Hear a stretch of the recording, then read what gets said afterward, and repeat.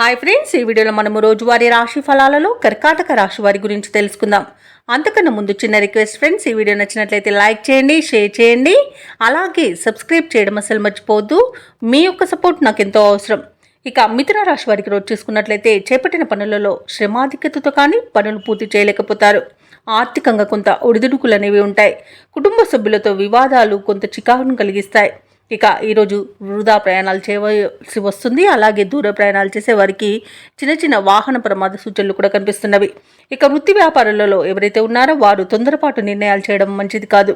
ఇక ఉద్యోగస్తులు ఎవరైతే ఉన్నారో వారికి శ్రమ అనేది అధికమవుతుంది. ఇక ఈరోజు కర్కాటక రాశి వారికి అస్థిరత అధికంగా ఉంటుంది. ఎలాంటి ఆలోచనలు చేసినా ఎటు తేల్చుకోలేని స్థితిలో ఉంటారు. ఇక ఈరోజు అనారోగ్య సమస్యలు తలెత్తే అవకాశం కనబడుతున్నందున ఔషధ సేవనం చేయండి. తగ్గకపోతే వైద్య సంప్రదింపులు చేయడం మీకు మేలు చేస్తుంది. ఇక మీ మాట తీరు వల్ల కూడా నష్టపోయే అవకాశం కనిపిస్తున్నందున కాస్త మౌనంగా ఉండడం మీకు మేలు చేస్తుంది. ఇక వివాహ ప్రయత్నం చేస్తున్న వారికి కూడా వివాహ సంబంధ విషయాలలో తప్పుడు సమాచారం అందే అవకాశం కనిపిస్తుంది. ఇక సోదరులతో వివాదాలు కలిగే అవకాశం ఉన్నందున కాస్త ప్రశాంతంగా ఉండండి. అలాగే తండ్రి తరపు వారి నుండి కూడా శుభవార్తలు అనేవి అందుతాయి. ఇక రాజకీయ నాయకులకు ఇబ్బందులు తప్పకపోవచ్చు.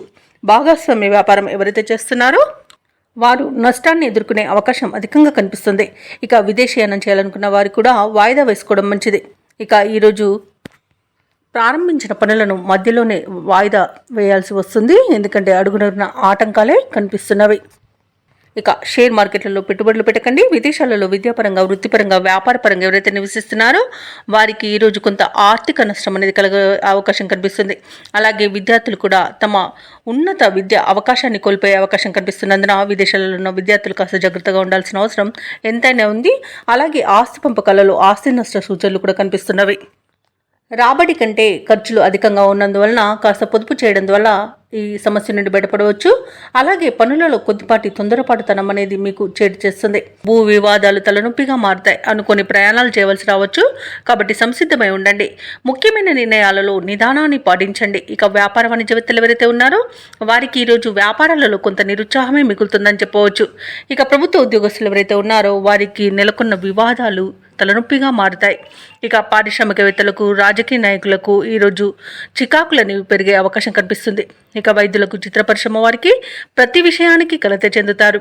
ఇక విద్యార్థులు పరిస్థితులను అంచనా వేసుకోలేకపోతారు. ముఖ్యంగా కళాకారులకు వచ్చిన అవకాశాలు నిరాశను కలిగిస్తాయి. ఇక మహిళలకి అనారోగ్య సమస్యలు వేధించే అవకాశం కనిపిస్తున్నందున ఔషధ సేవనం చేయండి. తగ్గకపోతే వైద్య సంప్రదింపులు చేయడం మీకు మేలు చేస్తుంది. ఇక ఈరోజు కర్కాటక రాశి వారికి అదృష్ట రంగు ఎరుపు, ప్రతికూలమైన రంగు నేరేడు, అదృష్ట సంఖ్య 5. ఈరోజు కర్కాటక రాశి వారు శివాలయంలో అభిషేకం చేయించుకోవడం, అలాగే లలితా సహస్రనామాలు పారాయణం చేయడం వలన మంచి శుభ ఫలితాలను పొందుతారు.